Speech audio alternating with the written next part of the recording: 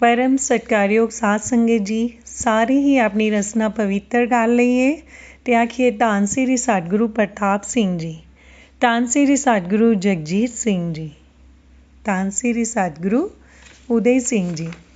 साध संगत जी, आप सब जानते हो कि असी आजकल संत बलवंत सिंह जी सोखी ਦੇ ਨਾਲ ਸੰਬੰਧਿਤ ਸਾਖੀਆਂ ਦਾ ਆਨੰਦ ਮਾਣ ਰਹੇ ਹਾਂ।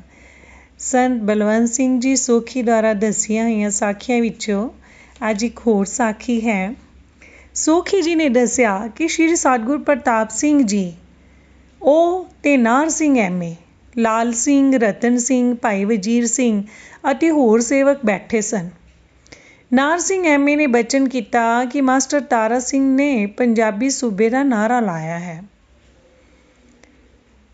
ਤਾਂ ਸਤਿਗੁਰ ਪ੍ਰਤਾਪ ਸਿੰਘ ਜੀ ਨੇ ਭਵਿੱਖਤ ਵਾਕ ਉਚਾਰੇ, ਨਾਹਰਾ ਨਹੀਂ, ਇਹ ਭਾਣੇ ਦਾ ਨਾਹਰਾ ਹੈ। ਇਹ ਪੰਜਾਬ ਦੇ ਟੋਟੇ ਕਰਵਾ ਦੇਣਗੇ, 3 ਟੋਟੇ ਹੋ ਜਾਣਗੇ, ਇੱਕ ਨਿੱਕੀ ਜਿਹੀ ਪੰਜਾਬੜੀ ਲੈ ਕੇ ਬੈਠ ਜਾਣਗੇ। ਫਿਰ ਹੋਰ ਬਚਨ ਕੀਤੋ ਨੇ, ਇੱਕ ਦਰਖਤ ਹੁੰਦਾ ਹੈ ਕੇਂਦੂ ਦਾ, ਉਹਦੇ ਹੇਠਾਂ ਗੁੜ ਜਾਂ ਸ਼ੱਕਰ ਦਾ ਸ਼ਰਬਤ ਕਿਸੇ ਆਦਮੀ ਨੂੰ ਪਿਲਾ ਕੇ ਸਾਉਣ ਭਾਦੋ ਦੇ ਮਹੀਨੇ ਵਿੱਚ ਸੁਲਾ ਦਈਏ ਤਾਂ ਉਹ ਉੱਠ ਨਹੀਂ ਸਕਦਾ, ਉਹਦੇ ਗੋਡੇ ਗਿੱਟੇ ਸਭ ਜੁੜ ਜਾਣਗੇ। ਇਸੇ ਤਰ੍ਹਾਂ ਹੀ ਇਹ ਨੀਲੇ ਕਾਲੇ ਰੰਗ ਦਾ ਪ੍ਰਭਾਵ ਹੈ। ਇਹ ਜਿਹੜਾ ਰੰਗ ਵਰਤਦੇ ਹਨ ਉਸ ਨੇ ਇਹਨਾਂ ਦੀ ਮੱਤ ਮਾਰ ਛੱਡੀ ਹੈ। ਇਹ ਰੰਗ ਇਹਨਾਂ ਨੂੰ ਕੁਝ ਸੋਚਣ ਹੀ ਨਹੀਂ ਦਿੰਦਾ ਆਪਣੇ ਭਵਿੱਖਤ ਬਾਰੇ। ਫਿਰ ਨਾਰ ਸਿੰਘ ਨੇ ਸਵਾਲ ਕੀਤਾ, ਗਰੀਬ ਨਿਵਾਜ, ਇਹ ਜਿਹੜਾ ਹਰਨਾਖਸ਼ ਸੀ ਉਹਦੇ ਘਰ ਪ੍ਰਹਿਲਾਦ ਕਿੱਦਾਂ ਪੈਦਾ ਹੋ ਗਿਆ? ਗਰੀਬ ਨਿਵਾਜ ਸ਼੍ਰੀ ਸਤਿਗੁਰ ਪ੍ਰਤਾਪ ਸਿੰਘ ਜੀ ਨੇ ਇਸ ਤਰ੍ਹਾਂ ਦੱਸਿਆ ਕਿ ਉਹਦੇ ਘਰ ਕੋਈ ਔਲਾਦ ਨਹੀਂ ਸੀ ਪੈਦਾ ਹੁੰਦੀ। ਹਰਨਾਖਸ਼ ਦੇ ਡਰ ਅਤੇ ਗੁੱਸੇ ਤੋਂ ਡਰਦਾ ਉਸਦਾ ਕੋਈ ਇਲਾਜ ਹੀ ਨਹੀਂ ਸੀ ਕਰਦਾ। ਇੱਕ ਮਹਾਤਮਾ ਨੂੰ ਤਰਸ ਆ ਗਿਆ। ਉਹ ਕਹਿਣ ਲੱਗਾ, ਇਸ ਦਾ ਇਲਾਜ ਮੈਂ ਕਰਦਾ ਹਾਂ। ਉਸਨੇ ਹਰਨਾਖਸ਼ ਨੂੰ ਕਿਹਾ ਕਿ ਤੂੰ ਆਪਣੀ ਔਰਤ ਕੋਲ ਪਿਛਲੀ ਰਾਤ ਨੂੰ ਜਾਣਾ ਹੈ। ਜਦੋਂ ਪਿਛਲੀ ਰਾਤ ਰਹਿੰਦੇ ਆਪਣੀ ਔਰਤ ਕੋਲ ਜਾਣ ਲੱਗਾ ਤਾਂ ਉਹਦਾ ਧਿਆਨ ਵਿਸ਼ਨੂੰ ਭਗਵਾਨ ਵੱਲ ਚਲਾ ਗਿਆ ਤੇ ਹਰਨਾਖਸ਼ ਦੇ ਘਰ ਭਗਤ ਪ੍ਰਹਿਲਾਦ ਪੈਦਾ ਹੋਇਆ। ਸਤਿਗੁਰ ਪ੍ਰਤਾਪ ਸਿੰਘ ਜੀ ਨੇ ਸਤਿਗੁਰ ਜਗਜੀਤ ਸਿੰਘ ਜੀ ਨੂੰ ਬੜੇ ਹੀ ਵਾਰ ਦਿੱਤੇ। ਸਾਰਿਆਂ ਤੋਂ ਪਹਿਲਾਂ ਵਾਰ ਦਿੱਤਾ ਸ਼ਾਂਤੀ ਸਰੂਪ, ਦੂਜਾ ਵਾਰ ਦਿੱਤਾ ਕਿ ਜਿਹੜੇ ਮੇਰੇ ਕੋਲੋਂ ਭੁੱਲੇ ਹੋਏ ਸਨ ਉਹ ਸਾਰੇ ਇਹਦੀ ਸ਼ਰਨ ਵਿੱਚ ਆ ਜਾਣਗੇ, ਬੜੀ ਸਿੱਖੀ ਫੈਲੇਗੀ। ਹਰ ਵਾਰ ਦੇ ਨਾਲ ਸਤਿਗੁਰੂ ਜੀ ਇਹ ਸ਼ਬਦ ਜ਼ਰੂਰ ਉਚਾਰਦੇ, ਮੇਰਾ ਹੀ ਅੰਗ, ਮੇਰਾ ਹੀ ਦੰਦ, ਮੇਰਾ ਹੀ ਰੂਪ। ਫਿਰ ਨਾਰ ਸਿੰਘ ਨੇ ਅਰਜ਼ ਕੀਤੀ, ਗਰੀਬ ਨਿਵਾਜ, ਇਹ ਤੇ ਫਿਰ ਆਪ ਜੀ ਦਾ ਹੀ ਰੂਪ ਹੈ। ਤਾਂ ਹੁਕਮ ਕੀਤਾ, ਬਿਲਕੁਲ ਮੇਰਾ ਰੂਪ ਹੈ।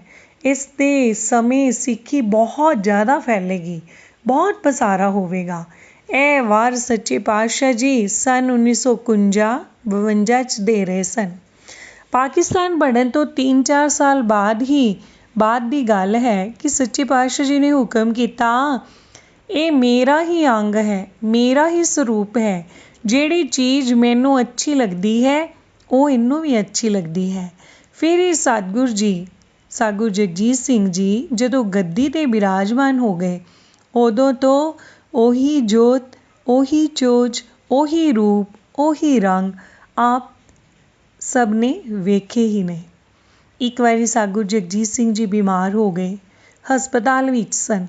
ਜਦ ਸੋਖੀ ਜੀ ਦਰਸ਼ਨ ਕਰਨ ਗਏ ਤਾਂ ਹੁਕਮ ਹੋਇਆ, ਸੋਧੀਆ ਮੇਰੇ ਲਈ ਅਰਦਾਸ ਕਰ। ਸੋਖੀ ਜੀ ਪੱਕੇ ਸੋਧੀ ਵੀ ਸਨ। ਸੋਖੀ ਜੀ ਦੇ ਮਨ ਵਿੱਚ ਆਇਆ ਕਿ ਇਹ ਤੇ ਆਪ ਅਕਾਲ ਪੁਰਖ ਹਨ, ਮੈਂ ਕੌਣ ਹਾਂ ਇਹਨਾਂ ਲਈ ਅਰਦਾਸ ਕਰਨ ਵਾਲਾ। ਫਿਰ ਮਨ ਵਿੱਚ ਆਇਆ ਕਿ ਹੁਕਮ ਤੇ ਹੁਕਮ ਹੀ ਹੈ। ਸੋਖੀ ਜੀ ਨੇ ਹੁਕਮ ਮੰਨ ਕੇ ਅਰਦਾਸ ਕੀਤੀ। ਸੱਚੇ ਪਾਤਸ਼ਾਹ ਜੀ ਰਾਜੀ ਹੋ ਗਏ। ਫਿਰ ਅਰਜ਼ ਕੀਤੀ, ਸੱਚੇ ਪਾਤਸ਼ਾਹ ਜੀ ਐਦਾਂ ਦਾ ਕਸ਼ਟ ਆਪਣੇ ਉੱਪਰ ਨਾ ਲਿਆ ਕਰੋ ਜੀ। ਸਾਰੇ ਪਾਸਿਆਂ ਦੀ ਸੰਗਤ ਆਪ ਜੀ ਬਿਨਾਂ ਉਦਾਸ ਹੈ, ਆਪ ਜੀ ਦੇ ਦਰਸ਼ਨ ਕਰਨ ਲਈ ਤੜਫਦੀ ਹੈ। ਜੇ ਕੋਈ ਮੌਕਾ ਐਦਾਂ ਦਾ ਆ ਵੀ ਜਾਵੇ ਤੇ ਸਾਰਾ ਕਸ਼ਟ ਲੰਗਰ ਵੱਲ ਭੇਜ ਦਿਆ ਕਰੋ। ਜਿੰਨਾ ਕੋਈ ਛਕੇਗਾ ਲੰਗਰ, ਓਨੀ ਉਸ ਨੂੰ ਥੋੜ੍ਹੀ ਤਕਲੀਫ ਵੀ ਹੋਵੇਗੀ। ਫਿਰ ਸੋਖੀ ਸਾਹਿਬ ਦੇ ਕੋਈ ਔਲਾਦ ਨਹੀਂ ਸੀ। ਸੋਖੀ ਹੋਰਾਂ ਦੀ ਮਾਤਾ ਨੂੰ ਸਤਿਗੁਰੂ ਰਾਮ ਸਿੰਘ ਜੀ ਨੇ ਸੁਪਨੇ ਵਿੱਚ ਦਰਸ਼ਨ ਦਿੱਤੇ ਤੇ ਹੁਕਮ ਕੀਤਾ ਕਿ ਉਹ ਸ਼੍ਰੀ ਭੈਣੀ ਸਾਹਿਬ ਸ਼੍ਰੀ ਸਾਧੂ ਪ੍ਰਤਾਪ ਸਿੰਘ ਜੀ ਅੱਗੇ ਅਰਜ਼ ਕਰਨ ਤੇ ਅਖੰਡ ਪਾਠ ਕਰਾਉਣ। ਅਖੰਡ ਪਾਠ ਰੱਖ ਦਿੱਤਾ ਗਿਆ। ਸ਼੍ਰੀ ਸਾਧੂ ਪ੍ਰਤਾਪ ਸਿੰਘ ਜੀ ਦਰਸ਼ਨ ਦਿੱਤੇ। ਬਲਵੰਤ ਸਿੰਘ ਸੋਖੀ ਵੱਲ ਉਹਨਾਂ ਨਜ਼ਰ ਮਾਰੀ। ਬਸ ਸੋਖੀ ਹੋਰਾਂ ਨੂੰ ਸਭ ਕੁਝ ਮਿਲ ਗਿਆ। ਭੋਗ ਪਿਆ। ਸ਼੍ਰੀ ਸਾਧੂ ਪ੍ਰਤਾਪ ਸਿੰਘ ਜੀ ਆਪਣੇ ਸਿੱਖਾਂ ਸੇਵਕਾਂ ਸਮੇਤ ਵਾਪਸ ਜਾਣ ਲੱਗੇ ਤੇ ਲਾਲ ਸਿੰਘ ਡਰਾਈਵਰ ਨੂੰ ਹੁਕਮ ਕੀਤਾ, ਠਹਿਰ ਜਾ, ਗੱਡੀ ਨਾ ਚਲਾਵੀਂ।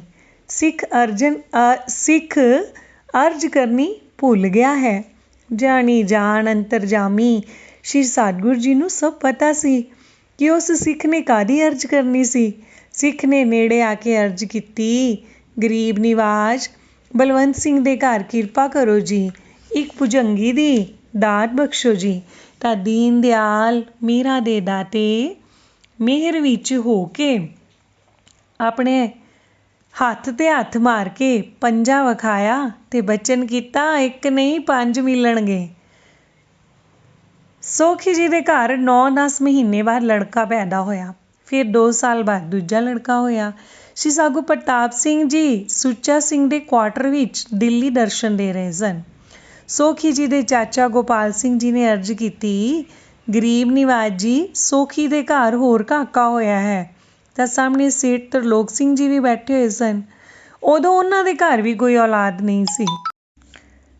ਹੁਕਮ ਕੀਤੋ ਨੇ ਲੜਕਾ ਇਹਨੂੰ ਦੇਣਾ ਹੈ ਤੇ ਚੁਟਕੀ ਭਰ ਹੁਕਮ ਕੀਤਾ, ਸੋਧੀਆ ਅਸੀਂ ਹੋਰ ਪਾਸੇ ਜਾਂਦੇ ਹਾਂ ਤੇ ਤੂੰ ਹੋਰ ਪਾਸੇ ਜਾਂਦਾ ਹੈ। ਸੋ ਸੋਖੀ ਹੋਰਾਂ ਨੂੰ ਮਨ ਵਿੱਚ ਪੱਕਾ ਯਕੀਨ ਸੀ ਕਿ ਇਹ ਦੂਜਾ ਲੜਕਾ ਨਹੀਂ ਰਹੇਗਾ।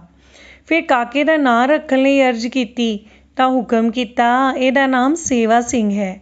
ਤਾਂ ਸਿੱਖ ਨੇ ਕਿਹਾ, ਸੇਵਾ ਸਿੰਘ ਤਾਂ ਅੱਗੇ ਹੈ। ਤਾਂ ਹੁਕਮ ਕੀਤਾ ਕਿ ਇਹ ਸੇਵਾ ਸਿੰਘ ਇਹਦਾ ਹੈ। ਬਸ ਕਾਕੇ ਦਾ ਨਾਮ ਬਦਲ ਕੇ ਮੇਵਾ ਸਿੰਘ ਰੱਖ ਦਿੱਤਾ। ਕਾਕਾ 1 ਮਹੀਨੇ ਬਾਅਦ ਚੜ੍ਹਾਈ ਕਰ ਗਿਆ। ਉੱਧਰ ਸ਼੍ਰੀ ਸਤਿਗੁਰੂ ਜੀ ਨੇ ਸੇਠ ਤਰਲੋਕ ਸਿੰਘ ਜੀ ਦੇ ਘਰ ਕਿਰਪਾ ਕਰ ਦਿੱਤੀ। ਉਹਨਾਂ ਦੇ ਘਰ ਪੁੱਤਰ ਹੋ ਗਿਆ। ਇੱਕ ਬਾਬੂ ਕਾਂਤੀ ਰਾਮ ਸੀ। ਪੁਰਾਣੇ ਕਿਲੇ ਦਿੱਲੀ ਵਿੱਚ ਰਹਿੰਦਾ ਸੀ। ਇਹ ਦੇਸ਼ ਭਗਤ ਸਰਦਾਰ ਭਗਤ ਸਿੰਘ ਜੀ ਦਾ ਦੋਸਤ ਸੀ। ਇਹਦੇ ਘਰ 7 ਲੜਕੀਆਂ ਤੇ 1 ਲੜਕਾ ਸੀ। ਲੜਕਾ ਵੀ ਥੋੜ੍ਹੀ ਉਮਰ ਦਾ। ਸੋਖੀ ਹੋਰਾਂ ਉਹਦਾ ਹੱਥ ਵੇਖਿਆ ਤੇ ਕਹਿਣ ਲੱਗੇ ਕਿ ਕਾਕਾ ਤੇ ਥੋੜ੍ਹੇ ਦਿਨ ਦਾ ਹੋਰ ਹੈ। ਕਾਕਾ 8 ਦਿਨਾਂ ਬਾਅਦ ਚੜ੍ਹਾਈ ਕਰ ਗਿਆ। ਕਾਕੇ ਦੀ ਮਾਤਾ ਬਹੁਤ ਰੋਵੇ। ਮਾਤਾ ਨੂੰ ਧਰਵਾਸ ਦਿੱਤੀ ਗਈ ਕਿ ਕਾਕਾ ਸ਼੍ਰੀ ਸਾਧੂ ਪ੍ਰਤਾਪ ਸਿੰਘ ਜੀ ਅੱਗੇ ਅਰਜ਼ ਕਰਕੇ ਵਾਪਸ ਲੈ ਦਿਆਂਗੇ। ਸ਼੍ਰੀ ਸਾਧੂ ਪ੍ਰਤਾਪ ਸਿੰਘ ਜੀ ਦਰਸ਼ਨ ਦਿੱਤੇ। ਸੋਖੀ ਹੋਰੀ ਬਾਬੂ ਕਾਂਤੀ ਰਾਮ ਤੇ ਉਹਦੀ ਘਰਵਾਲੀ ਨੂੰ ਨਾਲ ਲੈ ਕੇ ਸੁੱਚਾ ਸਿੰਘ ਜੀ ਦੀ ਕੋਠੀ ਪਹੁੰਚ ਗਏ। ਜਾ ਅਰਜ਼ ਕੀਤੀ ਭੁਜੰਗੀ ਵਾਸਤੇ। ਕਿਸੇ ਨੇ ਸੇਬ ਮੱਥਾ ਟੇਕੀ। ਜਦੋਂ ਬਾਬੂ ਕਾਂਤੀ ਰਾਮ ਦੀ ਘਰਵਾਲੀ ਮੱਥਾ ਟੇਕਣ ਲੱਗੀ ਤਾਂ ਉਹਦੀ ਸਾੜੀ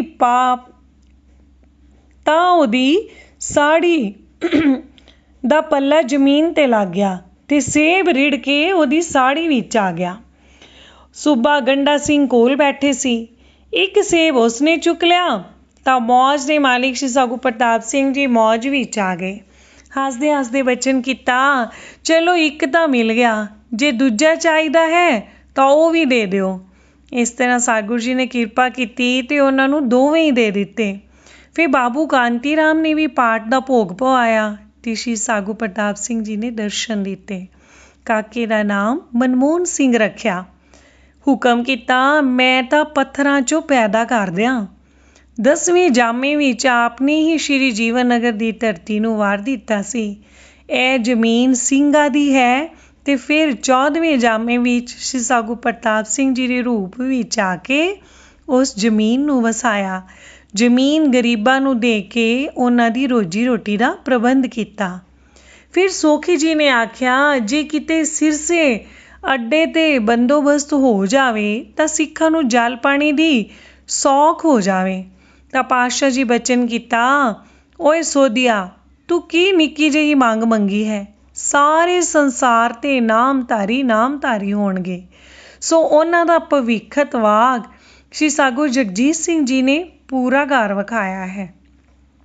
ਸਾਰੀ ਦੁਨੀਆ ਤੇ ਨਾਮਧਾਰੀ ਵਸਦੇ ਨਜ਼ਰ ਆਉਂਦੇ ਹਨ।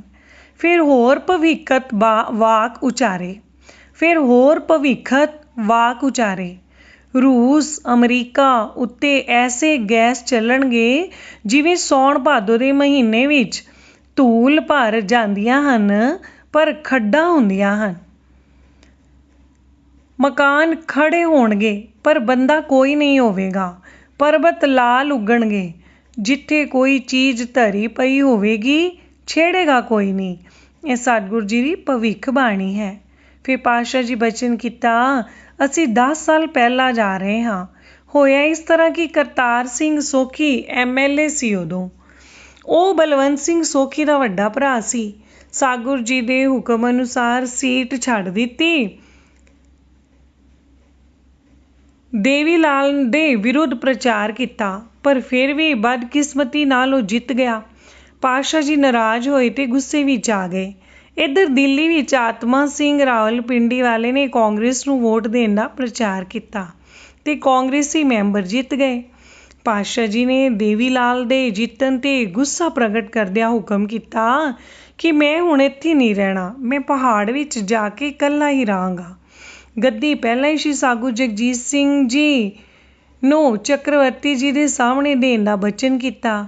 ਇੱਕ ਵਾਰ ਸ਼੍ਰੀ ਸਾਧੂ ਪ੍ਰਤਾਪ ਸਿੰਘ ਜੀ ਸ਼੍ਰੀ ਜੀਵਨ ਨਗਰ ਦੀਆਂ ਝਾੜੀਆਂ ਵਿੱਚ ਖੜੇ ਸਨ ਕਿ ਇੱਕ 20-22 ਫੁੱਟ ਲੰਮਾ ਨਾਗ ਫੁੰਕਾਰੇ ਮਾਰਦਾ ਆਇਆ ਤੇ 10 ਫੁੱਟ ਦੀ ਵਿੱਥ ਤੇ ਖੜਾ ਹੋ ਕੇ ਸਤਿਗੁਰੂ ਜੀ ਨੂੰ ਨਮਸਕਾਰ ਕਰਕੇ ਚਲਾ ਗਿਆ।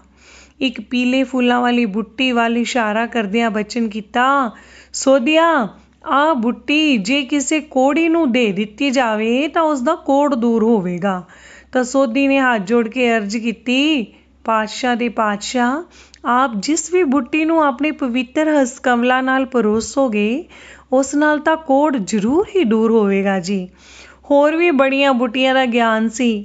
ਜੇ ਬੌੜ ਦੇ ਦਰਖਤ ਹੇਠੋਂ ਦੀ ਲੰਘੇ ਤਾਂ ਹੁਕਮ ਕੀਤਾ, ਇਹਦੇ ਜਿਹੜੇ ਫਲ ਨੇ ਇਹਨੂੰ ਛਾਂ ਵਿੱਚ ਸੁਕਾ ਕੇ ਪੀਸ ਕੇ 2 ਵੇਲੇ ਠੰਡੇ ਪਾਣੀ ਨਾਲ ਲਓ ਤਾਂ ਜਿਸ ਨੂੰ ਧਾਤ ਪੈਂਦੀ ਹੈ ਉਹ ਹਟ ਜਾਵੇਗੀ। ਫਿਰ ਹੁਕਮ ਕੀਤਾ, 5 ਮਾਸੇ ਤ੍ਰਿਫਲਾ ਸਵੇਰੇ ਠੰਡੇ ਪਾਣੀ ਨਾਲ ਦਿਓ ਤਾਂ ਬੱਚਾ ਵਕਤ ਸਿਰ ਪੈਦਾ ਹੋਏਗਾ, ਪਹਿਲਾਂ ਨਹੀਂ ਗਿਰੇਗਾ। ਇਹ ਸੀ ਉਹ ਪਾਤਸ਼ਾਹ ਵੈਦਾਂ ਦਾ ਵੈਦ, ਹਰ ਜੜੀ ਬੂਟੀ ਦਾ ਗਿਆਨ, ਬੂਟੀਆਂ ਦਾ ਸਿਰਜਣਹਾਰ ਜੋ ਆਪ ਸੀ। ਬਲਵੰਤ ਸਿੰਘ ਸੋਖੀ ਹੋਰਾਂ ਨੇ ਜਿੱਥੇ ਸ਼੍ਰੀ ਸਾਧੂ ਪ੍ਰਤਾਪ ਸਿੰਘ ਜੀ ਦਾ ਸਮਾਂ ਵੇਖਿਆ ਹੈ ਉੱਥੇ ਉਹ ਕਹਿੰਦੇ ਹਨ ਕਿ ਸ਼੍ਰੀ ਸਾਧੂ ਜਗਜੀਤ ਸਿੰਘ ਜੀ ਦੀ ਕਰਨੀ ਵੀ ਉਹੀ ਹੈ। ਸੋਖੀ ਜੀ ਦੀ ਬਾਂਹ ਟੁੱਟ ਗਈ ਅੰਬਾਲੇ ਦੇ ਕੋਲ ਜਾ ਕੇ। ਡਾਕਟਰਾਂ ਨੇ ਬੰਨੀ ਪਰ ਦਰਦ ਨਾ ਹਟੇ। ਸ਼੍ਰੀ ਸਾਧੂ ਜਗਜੀਤ ਸਿੰਘ ਜੀ ਟੈਲੀਫੋਨ ਤੇ ਹੀ ਬਚਨ ਕੀਤਾ, ਠੀਕ ਹੋ ਜਾਏਗੀ ਬਾਂਹ। ਬਾਂਹ ਦਾ ਦਰਦ ਉਸੇ ਵਕਤ ਹੀ ਹਟ ਗਿਆ। ਫਿਰ ਸੋਖੀ ਜੀ ਬਿਮਾਰ ਪੈ ਗਏ। ਪੋਤਰਾ ਡਾਕਟਰ ਸੀ। ECG ਕਰਵਾਈ। ਰਿਪੋਰਟ ਆਈ ਕਿ ਪਹਿਲਾਂ ਵੀ ਅਟੈਕ ਹੋ ਚੁੱਕਾ ਹੈ। ਸੋਖੀ ਮੰਨੇ ਨਾ, ਉਹ ਕਹੇ ਮੈਨੂੰ ਕੁਝ ਨਹੀਂ ਹੋਇਆ। ਸਤਿਗੁਰੂ ਜੀ ਦਿੱਲੀ ਦਰਸ਼ਨ ਦਿੱਤੇ। ਹੁਕਮ ਕੀਤਾ ਸਾਰੀ ਸੰਗਤ ਨੂੰ ਗੁਰਦੁਆਰੇ ਰਮੇਸ਼ ਨਗਰ ਕਿ ਸੋਖੀ ਨਿਮਿਤ ਸਾਰੀ ਸਾਧ ਸੰਗਤ ਦੀ ਘੰਟਾ ਨਾਮ ਸਿਮਰਨ ਕਰਕੇ ਅਰਦਾਸ ਕਰੇ ਕਿ ਬਲਵੰਤ ਸਿੰਘ ਸੋਖੀ ਠੀਕ ਹੋ ਕੇ ਸਾਧ ਸੰਗਤ ਵਿੱਚ ਆ ਕੇ ਬੈਠੇ। ਫਿਰ ਸੋਖੀ ਨੂੰ ਹਸਪਤਾਲ ਵਿੱਚ ਹੀ ਹੁਕਮ ਕੀਤਾ, ਇਹ ਡਾਕਟਰ ਜਿਹੜੀ ਦਵਾਈ ਦਿੰਦੇ ਹਨ ਉਹ ਲਈ ਜਾਓ। ਕੀ ਫਰਕ ਪੈਂਦਾ ਹੈ? ਪਾਤਸ਼ਾਹ ਜੀ ਆਹ ਜਿਹੜੀ ਕਿਰਪਾ ਆਪ ਜੀ ਨੇ ਕੀਤੀ ਹੈ ਤੇ ਸਾਧ ਸੰਗਤ ਕੋਲੋਂ ਮੇਰੇ ਨਿਮਿਤ ਭਜਨ ਕਰਵਾਇਆ ਹੈ, ਇਹ ਹੀ ਸਭ ਤੋਂ ਵੱਡੀ ਦਵਾਈ ਹੈ। ਇਸ ਨੇ ਹੀ ਮੇਰਾ ਸਾਰਾ ਦੁੱਖ ਕੱਟ ਦਿੱਤਾ ਹੈ ਜੀ। ਬਲਵੰਤ ਸਿੰਘ ਸੋਖੀ ਨੇ ਆਖਿਆ। ਬਸ ਕਿਰਪਾ ਤੇ ਹੋ ਗਈ ਹੋਈ ਸੀ। ਡਾਕਟਰਾਂ ਨੇ ਬੜੇ ਟੈਸਟ ਕੀਤੇ, ਕੁਝ ਵੀ ਨਾ ਨਿਕਲਿਆ। ਸੋਖੀ ਜੀ ਅਜੇ ਵੀ ਠੀਕ ਠਾਕ ਤੰਦਰੁਸਤ ਹਨ। ਸੋਧ ਰੱਖੀ ਹੋਈ ਹੈ, ਭਜਨ ਬਾਣੀ ਕਰਦੇ ਹਨ, ਸਤਿਗੁਰੂ ਜੀ ਦਾ ਜਸ ਕਰਦੇ ਹਨ। ਅੱਗੋਂ ਪਰਿਵਾਰ ਵੀ ਸੋਖੀ ਜੀ ਦਾ ਹੁਕਮ ਮੰਨਣ ਵਿੱਚ ਅੱਗੇ ਤੋਂ ਅੱਗੇ ਹੈ। ਪੋਤਰੇ ਡਾਕਟਰ ਮਨਜੀਤ ਸਿੰਘ ਸੋਖੀ ਦਾ ਆਨੰਦ ਕਾਰਜ ਆਪਣੀ ਰੁਮਾਲੀ ਕੱਢ ਕੇ ਗੰਢ ਚਿਤਰਾਵਾ ਕਰਕੇ ਹੀ ਹੁਕਮ ਕੀਤਾ, ਆਨੰਦ ਹੋ ਗਿਆ। 7 ਬਚਨ ਕਹਿ ਸਾਰਾ ਪਰਿਵਾਰ ਹੀ ਖੁਸ਼ੀਆਂ ਲੈ ਮੁੜਿਆ। ਉਹ ਦੱਸਦੇ ਹਨ ਕਿ ਸ਼੍ਰੀ ਸਾਧੂ ਜਗਜੀਤ ਸਿੰਘ ਜੀ ਬੈਂਕਾਕ ਦਰਸ਼ਨ ਦਿੱਤੇ। ਨਾਮਧਾਰੀ ਸਕੂਲ ਵਿੱਚ ਬੱਚੇ ਦਾਖਲ ਕਰਾਉਣ ਲਈ ਹੁਕਮ ਕੀਤਾ। ਇੱਕ ਬੀਬੀ ਨੇ 3 ਵਾਰ ਆਖਿਆ, ਜਿਹਦੇ ਬੱਚੇ ਨਾ ਹੋਣ ਉਹ ਕਿਵੇਂ ਦਾਖਲਾ ਕਰਾਏਗੀ ਬੱਚੇ? ਤਾਂ ਹੁਕਮ ਹੋਇਆ ਹੋ ਜਾਣਗੇ।